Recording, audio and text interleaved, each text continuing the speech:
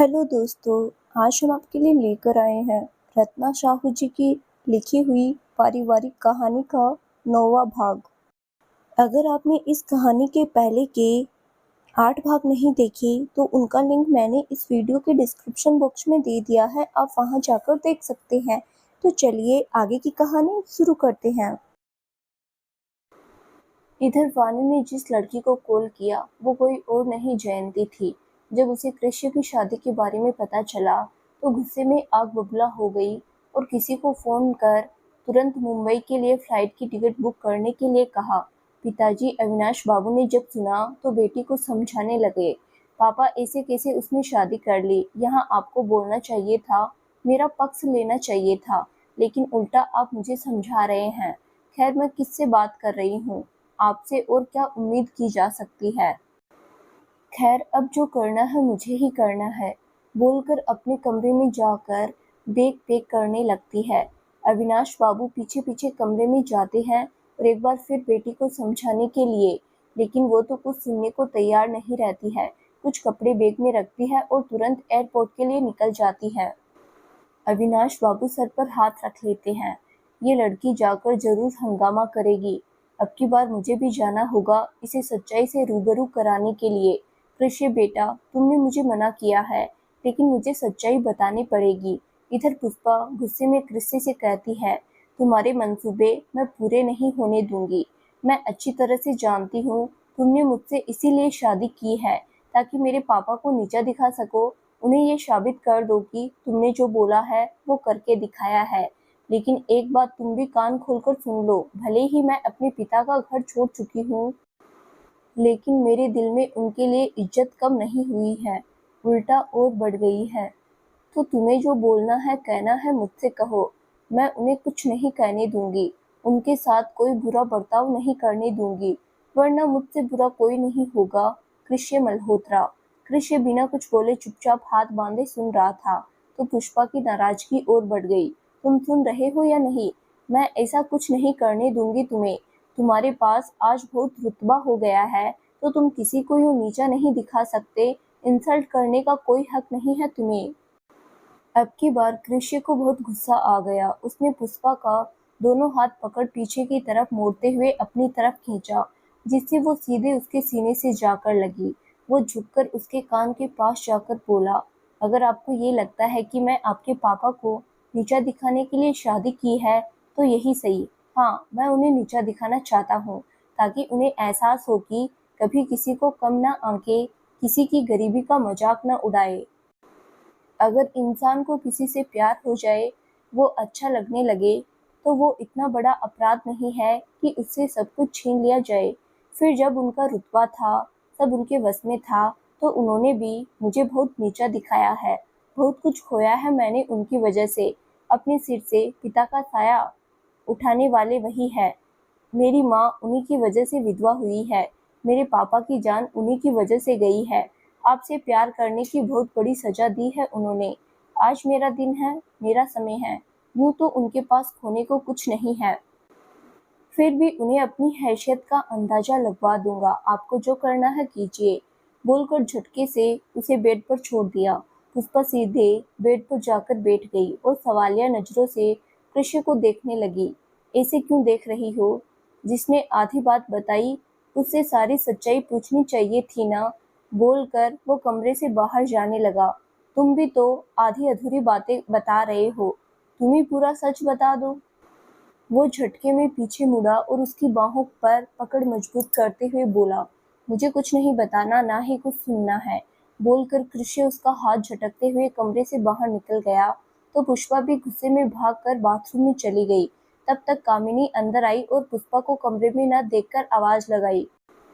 पुष्पा ने कुछ जवाब तो नहीं दिया, लेकिन बाथरूम में उसकी सिसकियों की आवाज बाहर तक आ रही थी। सुनी तो वो भागकर वहां गई तो देखा पुष्पा नल खोलकर अपना मांग नीचे कर रही थी। देखकर कामिनी की आंखें बड़ी हो गई। चौंकते हुए हाथ कलेजे पर चला गया और जोर से चिल्लाई, पुष्पा, ये क्या करने जा रही हो तुम? फिर झट से बाथरूम में गई और हाथ पकड़कर खींचकर रूम में बिठा दिया। ये क्या बेहूदगी है, क्या करने जा रही थी? अपना मांग धो रही थी। मैं नहीं मानती इस शादी को। कामिनी ने एक जोरदार थप्पड़ जमा दिया पुष्पा के गाल पर। मजाक समझ लिया है रिश्ते को, ब्याह शादी को। अरे भगवान के सामने तुम्हारे मांग में सिंदूर भरा है उसने, और तुम उस पवित्र सिंदूर को धोने जा रही थी। इतना अशुभ काम करने जा रही थी। पता है सिंदूर कब धोया जाता है? रहने दे, इस शुभ घड़ी में मैं अपने मुंह से अशुभ बातें नहीं निकालना चाहती। अरे तुझे एहसान मानना चाहिए मिस्टर मल्होत्रा का, जो सही समय पर आकर तुझे बचाया। बल्कि इज्जत भरी और एक भरे पूरे परिवार का प्यार वाली जिंदगी भी अब आगे देने वाला है। रिश्तों को समझना और संभालना सीखो। जो प्यार मिल रहा है उसको समेट कर सहेज कर रखो। किस्मत बार बार मौका नहीं देती, बार बार मेहरबान नहीं होती। कामिनी चुप, बिल्कुल चुप, एक शब्द मत बोलना, सिर्फ मेरी बात सुनना है तुझे।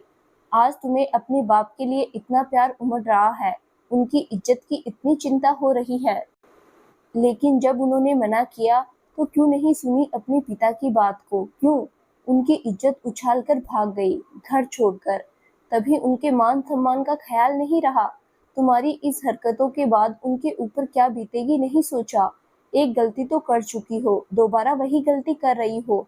अरे अब ये तुम्हारा घर है, थोड़ा तो समझो उसकी इज्जत और मान प्रतिष्ठा के बारे में। बाहर मीडिया में तुम दोनों की शादी की बात फैली है और अब तुम सिंदूर धोने जा रही हो।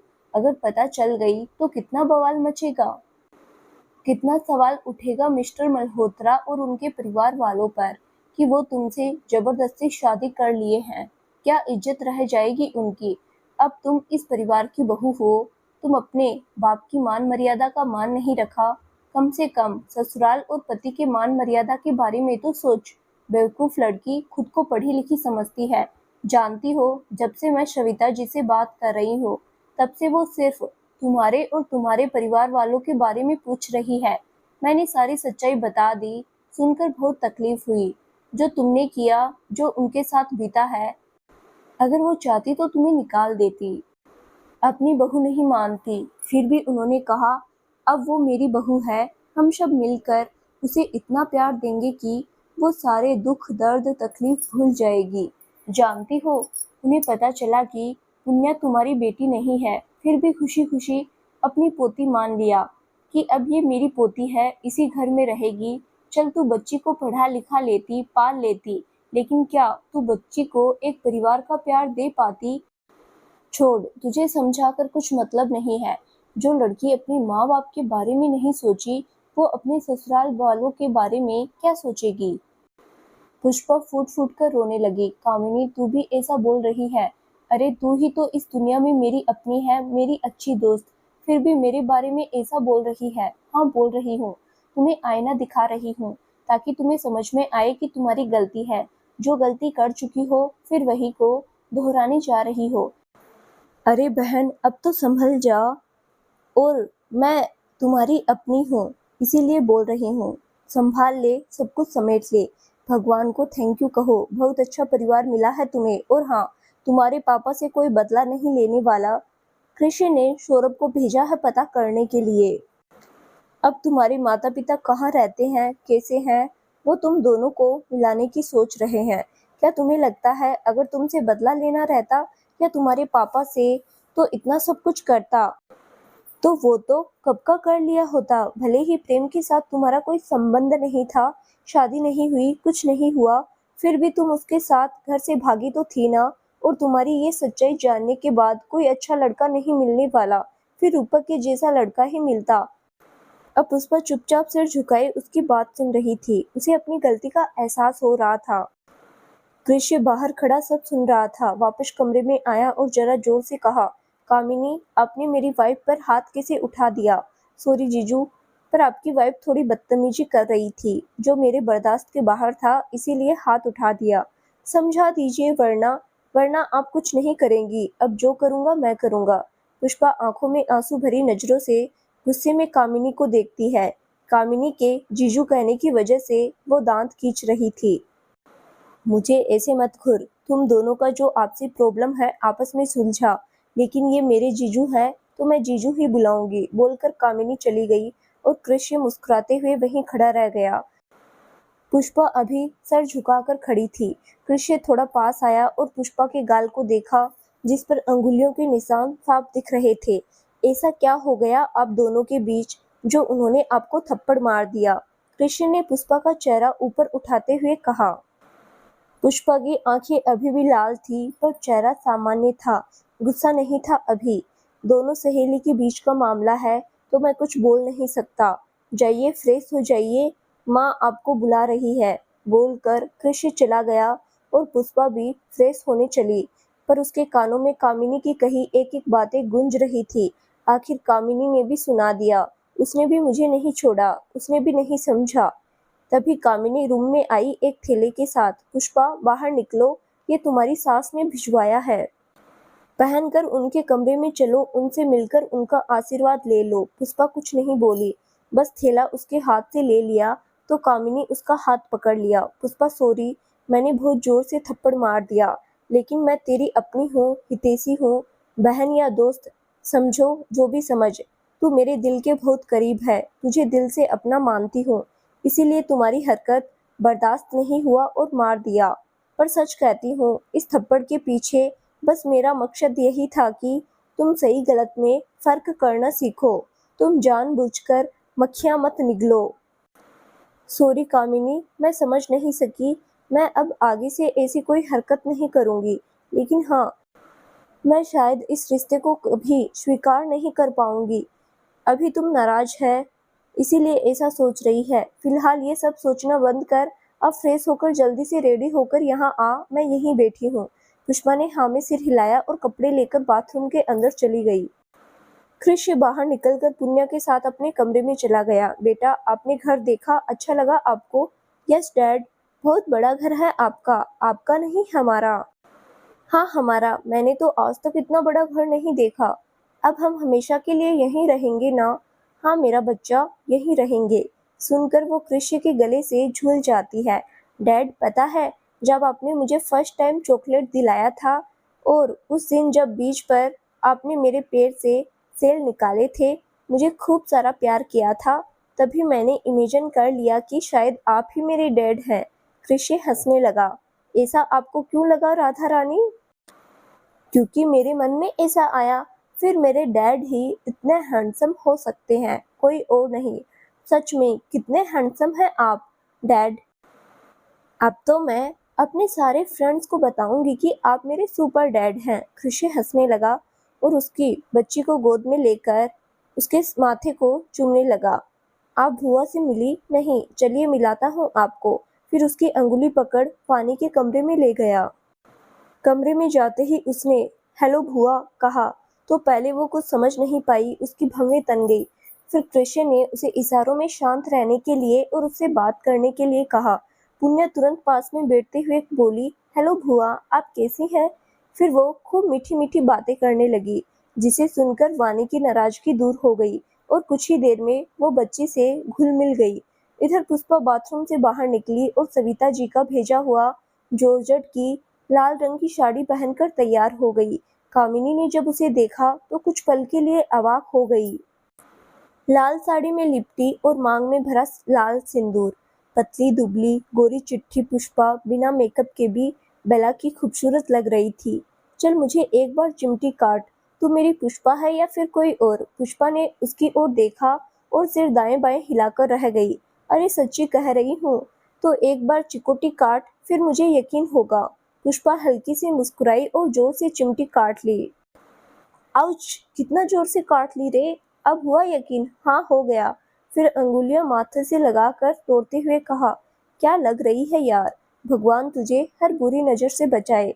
देख, तू इस तरह मेरे जीजू के सामने मत जाना, वरना वो पागल हो जाएगा। प्लीज कामिनी, तू उसे जीजू मत बोल, मुझे बड़ा खराब लगता है। हाँ हाँ, अब मेरा बोलना तो खराब लगेगा ही ना।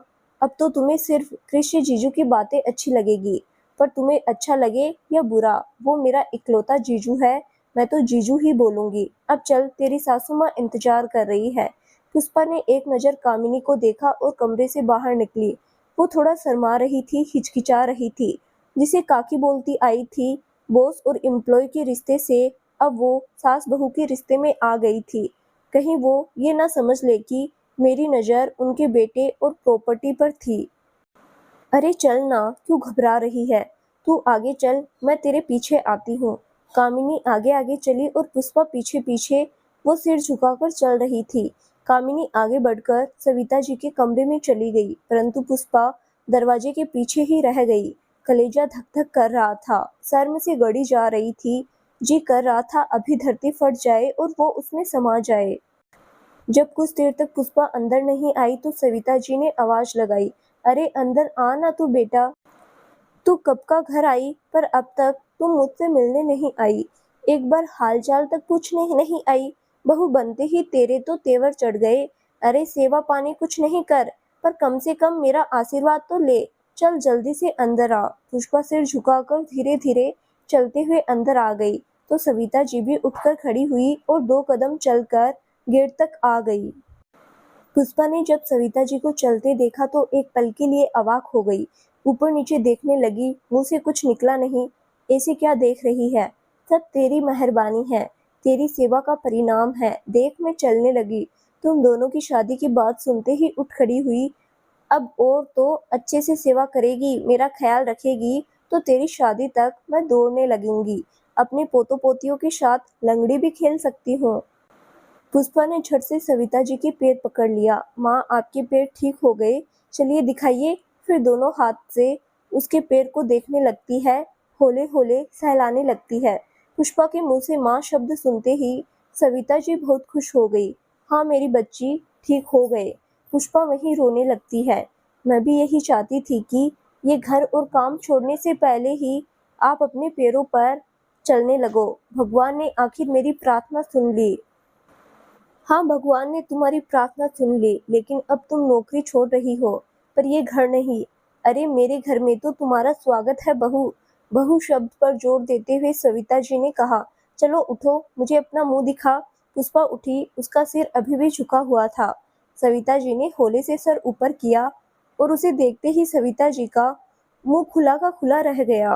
कितनी खूबसूरत लग रही थी वो, बिना किसी साज श्रृंगार के भी। यूं ही नहीं, मेरे बेटे ने इसे पसंद कर लिया, इसके पीछे लट्टू है। ऐसा लग रहा है मानो स्वर्ग से उतरी साक्षात कोई अप्सरा हो। उन्होंने तुरंत उसे गले से लगा लिया। अनेकों आशीर्वाद मुंह से निकल गए।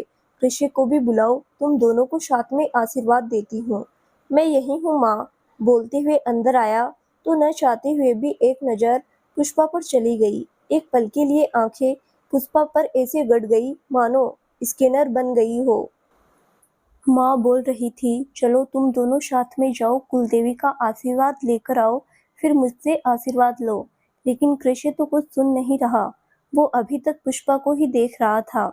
ये देखकर कामिनी के साथ सविता जी भी एक दूसरे को देखकर मुस्कुराने लगी। पुष्पा को जब कृष्य की नजरें अपने ऊपर फील हुई तो थोड़ी असहज होने लगी।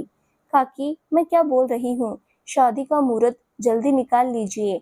लगता है किसी को बहुत बेसब्री हो रही है, बेताबी छा रही है। कृष्य को अब ध्यान आया और वो झिम गया। हाँ माँ, क्या बोल रही थी आप? नहीं, मैं जो बोल रही थी वो बाद में भी बोल दूंगी, पहले आप अपनी पत्नी को जी भरकर निहार लीजिए। सुनकर पुष्पा ने शर्म के मारे मुंह घुमा लिया तो कृष्य भी बोल पड़ा, माँ बस कीजिए ना, और कितना खिंचाई करेगी। जाइए आप दोनों कुलदेवी के आशीर्वाद लेकर आइए। दोनों साथ में कुलदेवी के रूम की तरफ बढ़ जाते हैं। मुझे बहुत अच्छा लगा आपने काकी की जगह माँ कहा। कृष्य ने कहा तो पुष्पा कुछ नहीं बोली। पूजा रूम में जाकर कृष्य हाथ जोड़कर प्रणाम कर लेता है, लेकिन पुष्पा की आंखों में आंसू आ जाता है।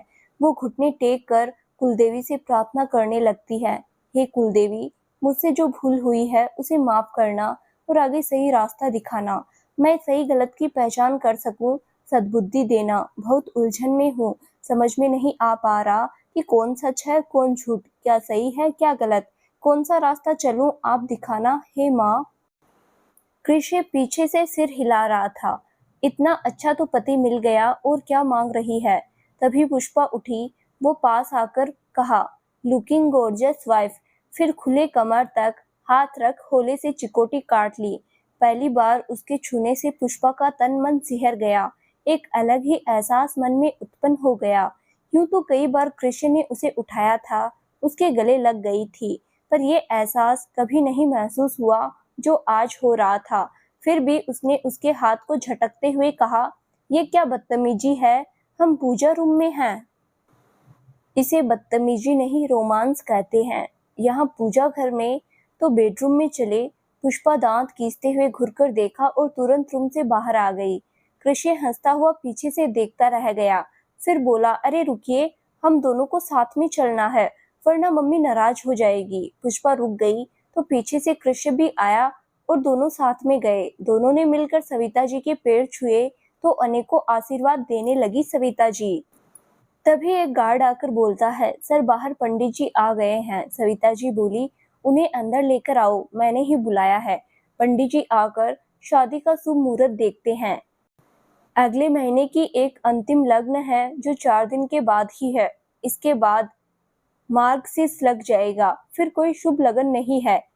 1 महीने तक आपको जो ठीक लगे वह तिथि निश्चिंत कर देते हैं। पंडित जी 1 महीने वाला काफी देर लग जाएगा और 4 दिन के बाद जो है वही रहने दीजिए। बेटा आपको कुछ ज्यादा जल्दी नहीं है, कितनी सारी तैयारी भी तो करनी होगी, इतने कम दिनों में कैसे होगी। माँ जल्दी मुझे नहीं पुष्पा को है, और तैयारी की चिंता मत कीजिए, सब हो जाएगा। सुनकर पुष्पा छकपका जाती है। गुस्से में कृष्य की तरफ देखती है, लेकिन वो उसकी तरफ नहीं देखता है। अरे ये तो बोल रहे थे कि मेरे पेरेंट्स से परमिशन लेकर शादी करेंगे, फिर क्यों डेट फिक्स कर दिए। पुष्पा मन में बोली। ठीक है, 4 दिन के बाद वाला दिन तय रहा। कृषि आप सबको कामकाज पर आज ही लगा दीजिए। एक ही दिन में हल्दी मेहंदी संगीत हो जाएगी। सारे रिश्तेदार सबको खबर कर दीजिए। और हाँ कामिनी बेटा, आप यहीं रहिए पुष्पा के लिए शॉपिंग में मदद करने के लिए। जी काकी, मैं रुक जाऊंगी। तभी वानी आती है।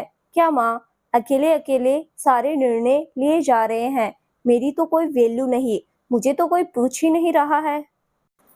अरे मेरा बच्चा, तुम्हारे इकलौते भाई की शादी है और तुम्हारी पूछ नहीं होगी। अरे अपनी भाभी के लिए गहने और कपड़ों की शॉपिंग तुम्हारी पसंद से होगी।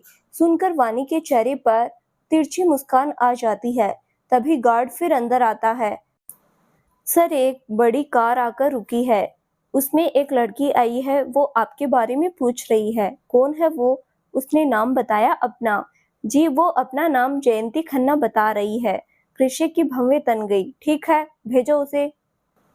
लेकिन तब तक वो लड़की ट्रॉली बैग खींचते हुए अंदर आ चुकी थी। कृषि जब तक कुछ बोलता उससे पहले ही वो उसे हक कर लिया। Hi baby. उसे देखकर जहाँ सविता जी का मुंह लटक जाता है, वहीं पुष्पा भी थोड़ा सर झुका लेती है। वो दिखाना तो नहीं चाहती थी कि उसे कोई फर्क पड़ रहा है, लेकिन उसके एक्सप्रेशन से थोड़ा पता चल जाता है। तुम्हारी हिम्मत कैसे हुई मेरे घर तक आने की? कृषि उससे दूर होते हुए बोला, तुम घर तक आने की बात कर रहे हो, मैं तो अपने बेडरूम में जा रही हूँ। बोलकर आगे बढ़ती है और फटाक से कृषि के बेडरूम में जाकर चली जाती है। कृषि उसकी बाहें पकड़कर मोड़ देता है। ये सब हरकतें करने की कोई जरूरत नहीं, अब मैं तुम्हारा नहीं हूँ।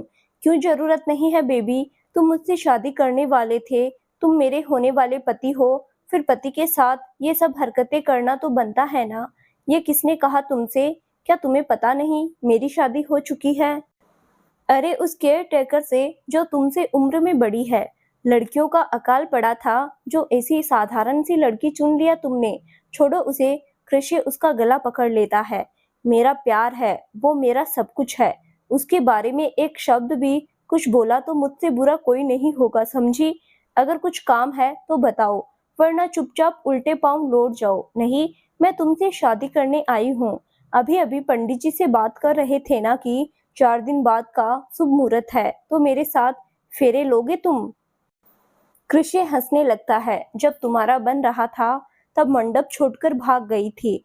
आज मुझसे शादी करनी है। वैसे एक तरह से अच्छा ही है तुम आ गई। अब तुम रुको, शादी अटेंड करके ही जाना। फिर अपने स्टाफ को बुलाता है, उसके रहने के लिए अच्छा इंतजाम करने के लिए कहता है। जयंती गुस्से में तमतमा जाती है और भागकर वानी के कमरे में चली जाती है। कृषि का माथा ठनका, कहीं वानी ने तो नहीं बुलाया है इसे। मैं ज्यादा सोच रहा हूँ, बात मीडिया में भी तो फैल गई है, उसी से पता चली होगी। लेकिन वो वानी के कमरे में क्यों गई? हो सकता है वही बुलाई हो। आखिर वो पुष्पा को पसंद नहीं करती है। वो खुद ही खुद में सवाल जवाब कर रहा था। खैर, अब कल बात करता हूँ वानी से। इधर रात के डिनर में सविता जी ने रमेश को खीर भी बनाने के लिए कहा। डाइनिंग टेबल पर पूरा परिवार एक साथ बैठा। कामिनी भी बैठी। जयंती कृष्ण के बगल वाले चेयर पर बैठना चाहती थी, लेकिन सविता जी ने मना कर दिया तो गुस्से में तुनक कर अपने कमरे में चली गई। मैं अपने कमरे में ही डिनर करूंगी। तो सविता जी ने भी खुशी खुशी रमेश के हाथों उसके कमरे में खाना भिजवा दिया।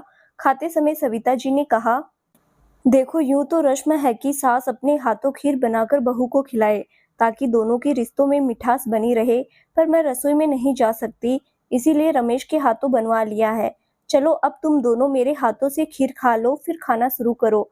और अपने हाथों पुष्पा को खीर खिलाती है और उसके बाद कृष्य को। अब कृष्य खाना खाने लगता है, तभी सविता जी बोलती है, अरे रुको, अब क्या है माँ, खाना खाने दीजिए ना। अब तुम दोनों एक दूसरे को खीर खिलाओ, बहुत झगड़ते रहते हो, तुम दोनों के बीच प्यार मिठास बना रहेगा। सुनकर पुण्या खीखी करके हंसने लगती है। सही कहा दादी, मम्मा और डैडी के बीच बहुत फाइट होती है। सुनकर पुष्पा और असहज होने लगती है। वो इधर उधर देखने लगती है। तब तक कृष्य तुरंत एक चम्मच खीर पुष्पा की तरफ बढ़ा देता है। अरे, स्पून से नहीं, हाथ से खिलाओ। पुष्पा थूक निगल लेती है और इशारों में सिर हिलाकर कृष्य को मना करती है। कृष्य हाथ नीचे करते हुए कहता है, माँ देखिए, आपकी बहू खीर खाने से इनकार कर रही है। जब तक सविता जी कुछ बोलती, उससे पहले ही झट से पुष्पा कृष्य का हाथ पकड़ खीर खा लेती है। कामिनी जोर से हंस पड़ती है। काकी, आप खीर खिलाइए, चाहे चीनी की चाशनी में डुबो दीजिए, वो दोनों बागड़ बिल्ले की तरह लड़ते ही रहेंगे। सुनकर सब हंसने लगते हैं। चलो पुष्पा, अब तुम कृष्य को खिलाओ।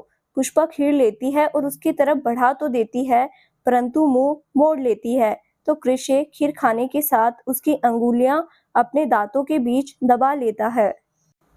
पुष्पा चिहुक उठी तो सब पुष्पा की तरफ देखने लगे। ये देखकर पुष्पा खांसी करने लगी और चुपके से एड़ी से जोर से कृष्य का वही अंगूठा दबा दिया जो 2 दिन पहले दबाया था।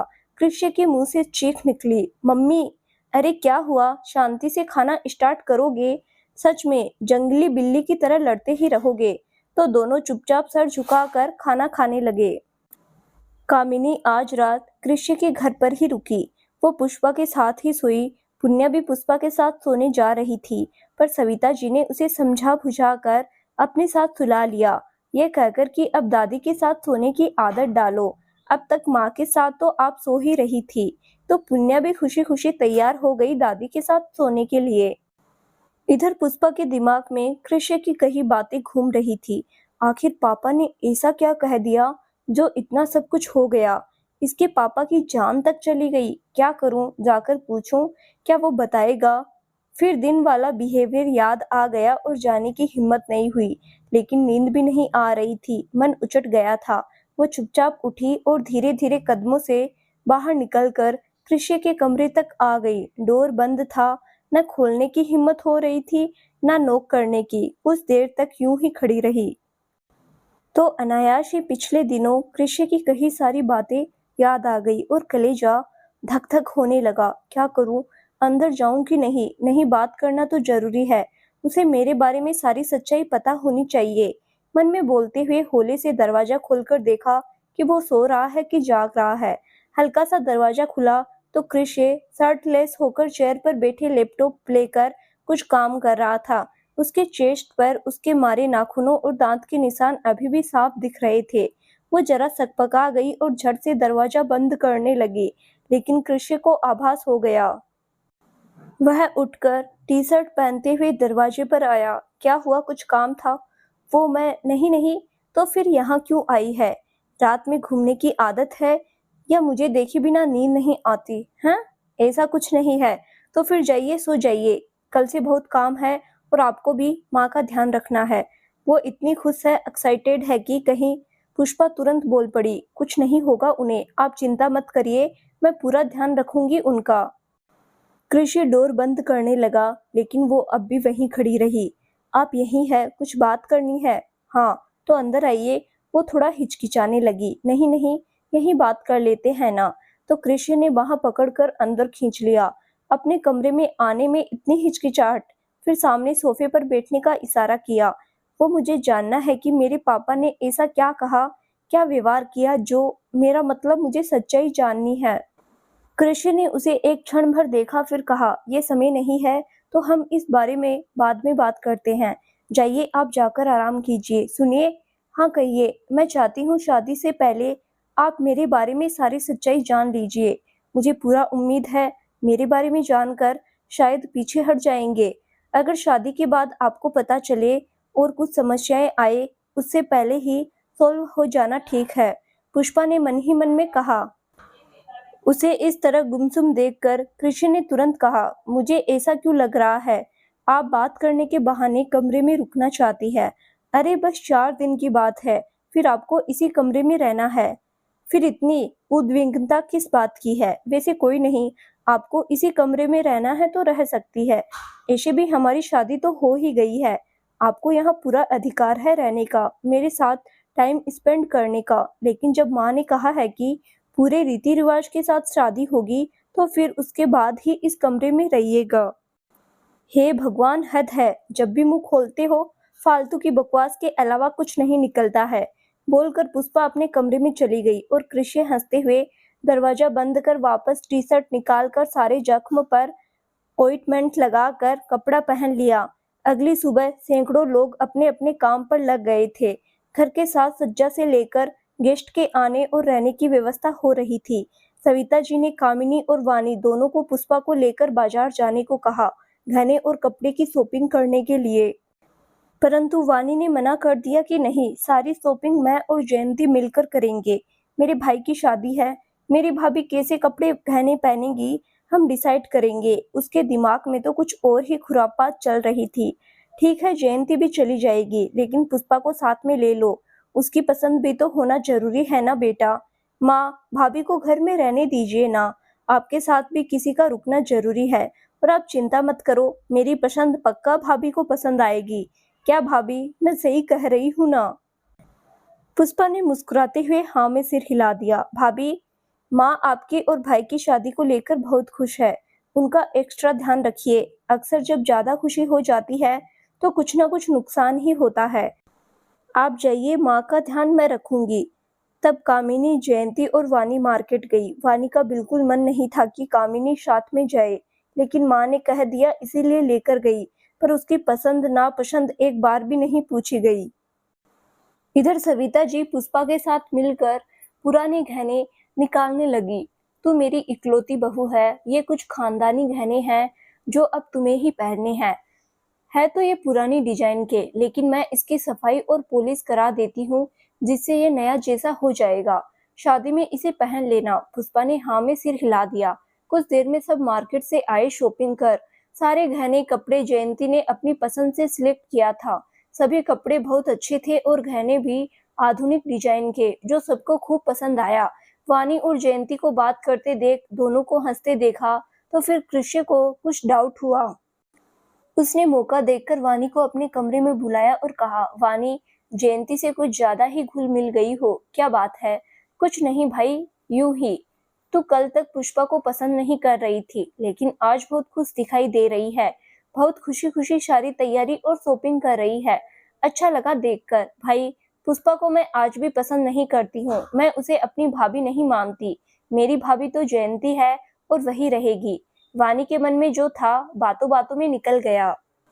क्यों बहन, पुष्पा आपको क्यों अच्छी नहीं लग रही। भाई, जब तुमने सुन ही लिया है तो सब सुन लो। क्या जरूरत है भाई उस लड़की से शादी करने की। आपसे उम्र में बड़ी है, कोई प्रॉब्लम नहीं, लेकिन उसके पापा ने आपके साथ क्या किया वो जानते हुए भी उस लड़की से ब्याह करने जा रहे हैं। आप इस बात से इम्प्रेस हो चुके हैं ना कि उसकी वजह से माँ चलने लगी, लेकिन याद रखिए उसकी वजह से नहीं, बल्कि अच्छे ट्रीटमेंट की वजह से माँ चली है। अरे भाई, जयंती नहीं पर उस पुष्पा के जैसी या उससे बेहतर ही हजारों लड़कियां मिल जाएगी, फिर उसी लड़की से शादी क्यों। कृष्ण ने बड़े प्यार से बहन को बिठाया और कहा, तुम्हारी बातें और नाराजगी सब जायज है, और मैं किसी बात से इम्प्रेस होकर नहीं। मैं सच में पुष्पा से बहुत प्यार करता हूँ, मुझे बहुत पसंद है। और आज से नहीं, जब उसे पहली बार देखा तब से। और मुझे उसके जैसी नहीं और ना ही उससे बेहतर चाहिए। मुझे उसी से प्यार है, वही चाहिए। रही बात उसके पापा के व्यवहार की, तो गुस्सा तो मुझे भी बहुत आया। मेरे मन में भी बदले की भावना आ गई थी, लेकिन मेरी नाराजगी तब कम हो गई जब पापा नहीं रहे। तुम्हारी जिम्मेदारी मेरे सिर पर आई। मैंने भाई की जगह खुद को तुम्हारा गार्जियन और पिता का स्थान लिया। तुम बड़ी होने लगी, फिर महसूस हुआ बेटी को लेकर एक पिता की फिक्र क्या होती है। मुझे याद है तुम्हारी कॉलेज के पहले ही दिन किसी लड़के ने प्रपोज कर दिया था। तूने इनकार कर दिया, वो भी पीछे हट गया। लेकिन मेरे दिमाग में ये बात बैठ गई, मैं थोड़ा डर गया। मैं अकेले में जाकर उसे बहुत डांटा, तुमसे दूर रहने को कहा। मेरे मन में भी ये बात बैठने लगी कि कहीं तुम किसी गलत हाथों में ना चली जाओ। मैं सोचने लगा तुम्हें पूरी दुनिया से महफूज रखूं, किसी की नजर ना पड़ने दूं। सच कहता हूँ, उसके बाद मुझे हर लड़के की नजर बुरी लगने लगी। फिर एहसास हुआ कि जो मुझे महसूस हुआ, शायद पुष्पा के पापा ने भी वही महसूस किया होगा, इसीलिए उन्होंने ऐसा बर्ताव किया। दूसरी बात, जिससे हम प्यार करते हैं ना, उसमें कितने ही ऐप क्यों ना हो, हमें नहीं दिखता, या दिखे भी तो खुशी खुशी स्वीकार कर लेते हैं। ये बात तुम्हें अभी नहीं समझ आएगी बहन, क्योंकि तुम्हें किसी से प्यार नहीं हुआ है। जिस दिन हो जाएगा तो फिर उसकी खूबियां ही दिखाई देगी, कभी कुछ कमी नजर नहीं आएगी। मैं पुष्पा से प्यार करता हूँ और उसके अलावा मुझे कोई लड़की अच्छी नहीं लगी, ना किसी के बारे में सोचा। रही बात जयंती से शादी करने की, तो जयंती के पापा के बहुत एहसान थे मेरे ऊपर। एक तरह से उनके एहसानों के तले दब गया था। इसीलिए जब उन्होंने मेरे पास जयंती से शादी का प्रस्ताव रखा, तो मैं ना नहीं कर सका, यह सोचकर कि आज प्यार नहीं है पर एक दिन मुझे प्यार हो ही जाएगा, यह जानते हुए भी कि जयंती एक लड़के के साथ टिकने वाली लड़की नहीं है। उसके कितने बॉयफ्रेंड रह चुके हैं। मैं उसकी सारी सच्चाई जानने के बावजूद भी उसके साथ शादी करने को तैयार हो गया। पता है तुम्हें फिर क्या हुआ? हाँ पता है, आपने उसे छोड़ दिया। अंत में ना बोल दिया, शादी करने से इनकार कर दिया। नहीं बहन नहीं, मैंने नहीं, बल्कि उसने ही मंडप छोड़ दिया। शादी से एक दिन पहले तक वो मुझे शादी से पीछे हटने को बोली। जब मैं तैयार नहीं हुआ तब वो मंडप छोड़कर चली गई। हाँ, मैं यहाँ तक पहुँचा हूँ, जो मेरा रुतबा है उसमें कहीं ना कहीं अविनाश सर का हाथ है, पर मेहनत, लगन और सूझबूझ मेरी ही है। भाई की बातें सुनकर वानी अवाक थी, वो कुछ नहीं बोल पा रही थी। छोड़ो, तुम जिस तरह से खुशी खुशी सारी तैयारी कर रही हो, मुझे बहुत अच्छा लग रहा है। मैं बहुत खुश हूँ और मुझे पूरा विश्वास है तुम इतनी ही खुशी खुशी मेरी और पुष्पा की शादी को एक्सेप्ट करोगी, पुष्पा को अपनी भाभी एक्सेप्ट करोगी। पुष्पा के लिए नहीं, मेरी खुशी के लिए। मैं जानता हूँ मेरी खुशी में मेरी बहन की भी खुशी है। अब वानी की आंखें डबडबा गई। क्या हुआ बेटा, तुम क्यों रोने लगी? भाई मुझे माफ कर दो, मुझसे बहुत बड़ी गलती हो गई। क्या? भाई मैं ही जयंती को यहाँ कॉल करके बुला लिया, और इतना ही नहीं, मैं और जयंती, तुम और जयंती क्या, मैं और जयंती सोच रही थी कि मंडप में पुष्पा की जगह जयंती दुल्हन बनकर आपके साथ बैठ जाती। सुनकर कृष्ण सामान्य रहा। पर भाई सच कहती हूँ, अब ऐसा कुछ नहीं होगा। मुझे सच्चाई पता नहीं थी, और जयंती ने ही मुझे कहा था कि आपने उसे छोड़ दिया। मंडप पर से उठने के लिए आपने मजबूर कर दिया था। भाई मुझे माफ कर दो। उसने इस तरह कहा कि मैं उसकी बातों में आ गई। कृष्ण बहन का गाल थपथपाते हुए कहा, कोई बात नहीं, पर भाई वो बहुत खतरनाक लड़की है, उसके इरादे बिल्कुल ठीक नहीं है। वो कुछ न कुछ उल्टी सीधी हरकतें जरूर करेगी शादी में। फिर तू अपने भाई को नहीं जानती है, निश्चिंत रहो तुम, वो कुछ नहीं करेगी, मैं हूं ना। बोलकर कृष्ण चला गया। वानी अपने किए पर, अपनी सोच पर बहुत शर्मिंदा हो रही थी। सारी तैयारियां जोरों शोरों से चल रही थी। देर रात तक सौरभ भी इंदौर से वापस आ गया। कृष्ण शादी के दिन पुष्पा के मम्मी पापा आएंगे। क्या बात कर रहे हो? वो एक बार में मान गए, आने को तैयार हो गए। क्यों नहीं मानेंगे, इतना अच्छा दामाद मिला है। तो फिर शादी में क्यों पहले आते, जो सारी रस्में अटेंड कर लेते। हाँ मैंने कहा, पर उन्होंने कहा कि बेटी की शादी के लिए जा रहे हैं, तो ऐसे नहीं चल जाएंगे। वो पूरी तैयारी के साथ आएंगे। पता है, पहले जब उन्हें बताया तो यकीन नहीं हुआ, फिर जब सारी बातें बताई तो वो बहुत रोने लगे। अपने निर्णय पर बहुत पछतावा है उन्हें। वो तो बोल रहे थे कि मैं कैसे उसके सामने जाऊंगा, कैसे नजरें मिलाऊंगा, आने को तैयार नहीं हो रहे थे। परंतु जब कहा कि तुम्हारे पापा अब नहीं रहे, तो आपका आना जरूरी है। तब वो आने को तैयार हो गए। कृष्य बहुत खुश हुआ। वो तुरंत सौरभ के गले लग गया। थैंक यू भाई। अब थैंक यू वेंक्यू को छोड़ो, मेरी कामिनी कहाँ है? अरे वो यही है। ओ ठीक है, पुष्पा के साथ सो रही है, जा उठा दे। अलग कमरा चाहिए। एक ही दिन में ये हाल हो गया है तुम्हारा। उसके बिना एक दिन भी नहीं रह सकते हो तुम। Look who is talking. अपनी हालत नहीं देखते हैं। तभी सौरभ की नजर कृष्य के चेस्ट पर चली गई। शर्ट के बटन खुले होने की वजह से निशान हल्के दिख रहे थे। सौरभ ने शर्ट हटाते हुए कहा, ओहो ये मार्क्स सब कैसे? अच्छा मैं सब समझ गया। How romantic. सौरभ प्लीज अपना मुंह बंद रखो। अब कुछ मत बोलो वरना पिट जाएगा तू मेरे हाथों। वैसे पुष्पा खुश तो है ना? पता नहीं। और वो खुश रहे या नाराज, पर ये शादी तो होकर रहेगी। अगले दिन हल्दी मेहंदी और संगीत की रस्में थी। सभी ने पीले रंग के कपड़े पहने। पुन्या ने पीले रंग के लहंगा चोली पहनी। पुष्पा ने हल्के पीले रंग का गाउन पहना और कृष्ण ने हल्के पीले रंग के चिकनकारी के कुर्ता और सफेद पायजामा। गोरा चिट्ठा और गठीले बदन से भरपूर कृष्ण कुर्ते पायजामे में कुछ ज्यादा ही जच रहा था। पुष्पा की नजर जब उस पर पड़ी तो एक पल के लिए पलके झपकाना भूल गई। कामिनी पीछे से चिमटी काटी। शादी नहीं करनी है, लेकिन घुर तो ऐसे रही है जैसे सब रस्में छोड़कर सबसे पहले 7 फेरे ही दिलवा दे तुम दोनों का। पुष्पा ने नजरें झुका ली। कुछ देर में हल्दी का रस्म शुरू हुआ और मंगल गान भी। सबने मिलकर बारी बारी दोनों को हल्दी लगाई। सौरभ ने थोड़ी हल्दी ली और चुपके से कामिनी को लगा दिया, तो कामिनी ने भी सौरभ को हल्दी लगा दिया। ये देखकर सविता जी बोली, अरे मैं तो कहती हूँ तुम दोनों भी इसी मंडप में फेरे ले लो।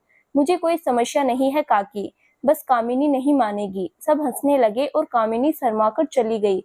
जयंती यह देखकर जल भून रही थी। वो वहां से निकलने लगी, लेकिन कृष्ण ने रोक लिया। अब आई हो तो रस्में अटेंड कर लो ना चाहते हुए भी जयंती को रुकना पड़ा। तभी सविता जी बोली, चलो हल्दी का रस्म संपन्न हुआ, अब कुछ देर में मेहंदी की रस्में भी शुरू होगी। हमारे बिना ही रस्में संपन्न हो गई। सबने प्रवेश द्वार की तरफ देखा। लोकेश बाबू दोनों पति पत्नी खड़े थे। कृषि की जब नजर पड़ी तो वो उठ खड़ा हुआ। वहीं पुष्पा की आंखें बड़ी हो गई, मुंह खुला का खुला रह गया। वो इस तरह शॉक्ड रह गई कि बिल्कुल जड़ हो गई हो। कुछ बोल नहीं पा रही थी, बस दोनों आंखों से मोटे मोटे आंसू गाल पर लुढ़कने लगे। कृष्य को सबने वापस बिठा दिया। यूं रस्में छोड़कर मत जाओ। तब तक उधर से लता जी पुष्पा की माँ ने कहा, बेटा तुम मत उठो, हम आ रहे हैं। दोनों जब अंदर आए तो पुष्पा से रहा नहीं गया और फूट फूट कर रोने लगी। लता जी ने कसकर बेटी को गले से लगा लिया, तो वहीं लोकेश बाबू कृष्य को अपने गले से लगाए हुए थे। उनकी भी आंखों से आंसू बह रहे थे। ये देखकर सविता जी की भी आंखें डबडबा गई। कामिनी भी एक कोने में मुंह ढांप कर रो रही थी और छोटी सी पुन्या यह सब कुछ समझ नहीं पा रही थी कि क्या हो रहा है। ये देखकर सौरभ कामिनी के पास गया और उसके पीठ पर हाथ रखते हुए बोला, कामिनी अब बस करो। वो सौरभ के सीने से लग गई। सौरभ पुष्पा के पास सब कुछ रहते हुए भी एक छोटी सी नासमझी के कारण उसने कितने दुख तकलीफ अपमान झेल लिए इन 4 सालों में। हाँ, पर अब सब ठीक हो जाएगा। जो कुछ उसने झेला है वो तो शायद उसकी लाइफ से नहीं मिटा सकते, लेकिन मैं जानता हूँ कृषि और उसके परिवार उसे इतना प्यार देंगे कि वो इन 4 सालों को भूल जाएगी। सौरभ ने कामिनी के आंसू पोंछते हुए कहा। कुछ पल के लिए माहौल गमगीन हो गया। पुष्पा को भरोसा नहीं हो रहा था कि वो फिर कभी माँ बाप से मिल पाएगी। वो माँ के कंधे पर सर रखकर जोर जोर से सुबक रही थी। बेटी को सही सलामत देखकर दोनों पति पत्नी की आंखों से आंसू बह रहे थे, लेकिन बेटी को चुप कराने लगे। बेटा, शुभ काम के समय आंखों में आंसू नहीं होना चाहिए। चलो ये रस्म अच्छे से संपन्न होने दो, फिर हम बात करते हैं। लता जी, दोनों पति पत्नी ने पहले कृष्य को हल्दी लगाई, उसके बाद पुष्पा को। एक हाथ से लोकेश बाबू बेटी को हल्दी लगा रहे थे और दूसरे हाथों से अपने आंसू पोंछ रहे थे। तभी पुष्पा ने पापा का हाथ पकड़ लिया। दोनों बाप बेटी की नजरें मिल गई तो पुष्पा ने धीरे से कहा, पापा आई एम सॉरी, मुझे माफ कर। बात पूरी होने से पहले ही लोकेश बाबू ने बेटी को कलेजे से लगा लिया। दोनों फबक पड़े। 4 साल, पूरे 4 साल बाद एक बार फिर पुष्पा अपने परिवार अपने माँ बाप के साथ थी। ना तो पुष्पा को उम्मीद थी कि वो अपने माता पिता से मिल पाएगी, ना ही लोकेश बाबू दोनों पति पत्नी को। वहां उपस्थित सभी की आंखें नम थी। कृष्य भी उसे एकटक देख रहा था। पुष्पा ने अब धीरे से एक नजर कृष्य की तरफ उठाई तो दोनों की नजरें मिल गई। पुष्पा की आंखों में कृतज्ञता के भाव उत्पन्न हो गए। कृष्य को धन्यवाद कहने लगी तो कृष्य ने भी हल्का सा मुस्कुराकर सिर हिलाकर धन्यवाद स्वीकार कर लिया। कुछ देर में हल्दी की रस्में संपन्न हुई। अब कुछ देर में मेहंदी की रस्म शुरू होती। तब तक कृष्य लोकेश बाबू दोनों पति पत्नी को होटल के कमरे में ले गया। सर, आपको इस रिश्ते से कोई आपत्ति? बेटा, हम बेहद खुश हैं, हमें कोई आपत्ति नहीं है। कृष्य की बात पूरी होने से पहले ही लोकेश बाबू बोल पड़े। एक बात और। जी सर, बोलिए ना। हो सके तो मुझे माफ कर देना बेटा। तुम्हारे पिता जिसे मैं हमेशा छोटे भाई का स्नेह दिया, सम्मान दिया, उसके साथ ऐसा बर्ताव किया, तुम्हारे साथ जो बर्ताव किया, उस सब के लिए मेरी एक नासमझी की वजह से बहुत कुछ बिखर गया। सर, आप दोनों आशीर्वाद दीजिए, उसी के लिए हाथ उठाइए, माफी मांगने के लिए नहीं। मैं पिछले सारी बातें भूल चुका हूँ। अच्छा बेटा, पुष्पा कैसे और कहाँ मिली? वो तो प्रेम के साथ घर से निकली थी, लेकिन अब वो तुम्हारे साथ है। क्या वो इतने सालों तक तुम्हारे साथ थी? कृष्ण ने पुष्पा से हुई पहली बार मुलाकात और उसके घर में काम करने से लेकर उससे शादी की सारी बातें बता दी। सर, प्रेम से वो कब और कैसे अलग हुई ये मुझे नहीं पता, और मैं पूछना भी जरूरी नहीं समझा। पुष्पा बाहर फ्रेश होकर आ चुकी थी। उसे मम्मी पापा से अकेले में बात करनी थी, लेकिन हिम्मत नहीं हो रही थी। परंतु जब कामिनी ने उसे समझाया तो वो थोड़ा डरते शर्माते संकुचाते कमरे के अंदर आई। उसे देखते ही कृष्य उठ खड़ा हुआ।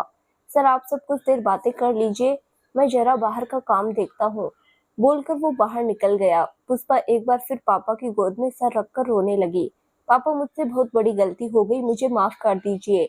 गलती तो हुई है बेटा, तुमसे और मुझसे भी, और इस सब का खामियाजा इन 4 सालों में हम सब ने भुगत लिया।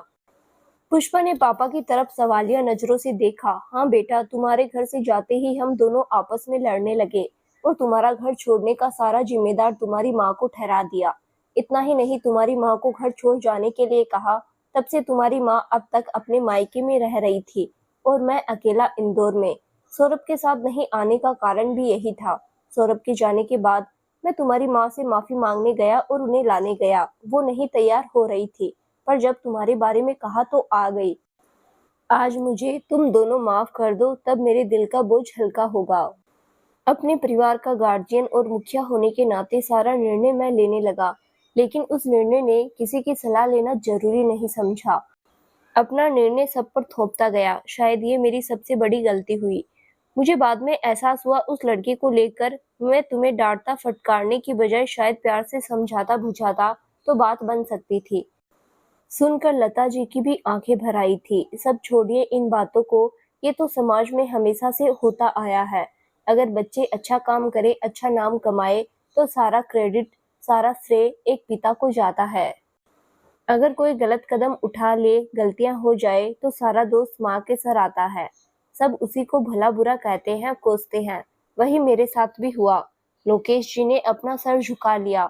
अब चुप रहिए, जो झेलना था हम सब ने झेल लिया। अब हमें हमारी बेटी मिल गई, हमारा परिवार फिर से एक हो गया।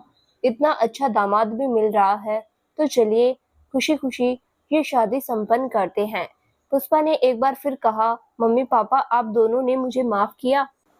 अभी तक तो नहीं किया, लेकिन हाँ, माफी मिल जाएगी, पर एक शर्त है। कैसी शर्त? पापा बोलिए। मैं सब शर्त मानने को तैयार हूँ।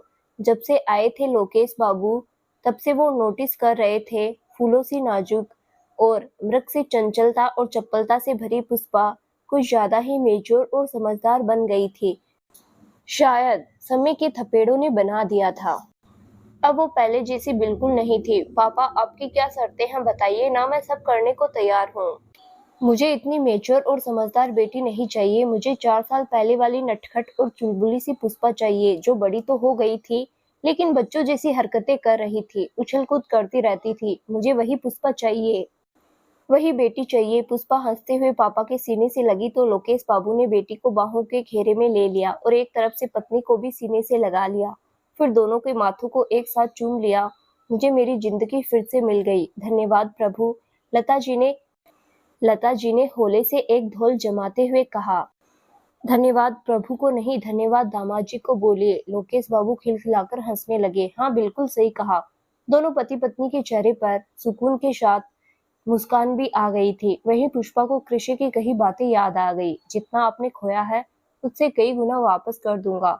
याद आते ही उसके चेहरे पर बड़ी मुस्कान आ गई। मन में कृषि के लिए विश्वास और इज्जत की भावना उमड़ पड़ी। साथ ही साथ दिल में प्यार के अंकुर फूट पड़े। चलिए सब जल्दी करिए, मेहंदी की रस्म करना है, फिर शाम को संगीत भी होगी। देर हो जाएगी, चलिए। कल शादी है, उसके लिए भी काफी तैयारी करनी है। सब लोग मेहंदी की रस्म के लिए चले जाते हैं। सबने मेहंदी ग्रीन कलर के कपड़े पहने हैं।